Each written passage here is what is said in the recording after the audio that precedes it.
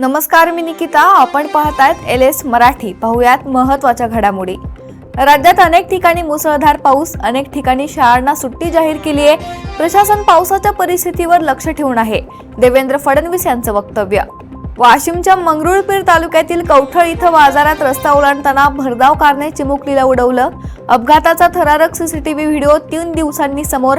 चालकाला अटक करण्यासाठी नातेवाईकांचे मंगरुळपीर पोलीस ठाण्यात ठिय्या. नवी मुंबईत पावसाचा जोर वाढला. नवी मुंबईतील अनेक सखल भागात पाणी साचलं. ठाणे बेलापूर मार्गाला नदीचं स्वरूप प्राप्त. निफाड तालुक्यातील जगदाळे वस्ती जिल्हा परिषद येथे बिबट्याच्या दर्शनानं प्रचंड खळबळ. ग्रामस्थांमध्ये भीतीचं वातावरण. मुलांना शाळेत न पाठवण्याचा ग्रामस्थांचा निर्णय.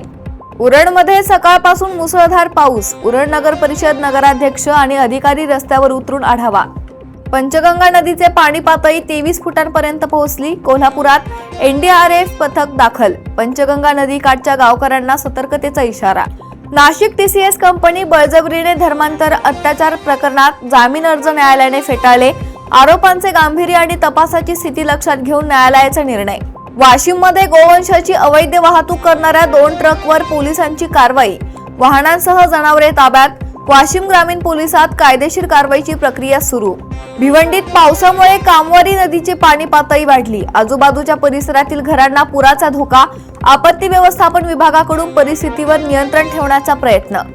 रमेश घुलेंच्या तक्रारीवरून खासदार सोनवणेंचे समर्थक बाळासाहेब पाथरकरांविरोधात केज पोलीस ठाण्यात गुन्हा दाखल. रमेश घुलेंवर MPDA अंतर्गत कारवाई करा या मागणीमुळे बदनामीच्या कारणावरून गुन्हा दाखल. या होत्या महत्त्वाच्या घडामोडी. पाहत रहा LS मराठी.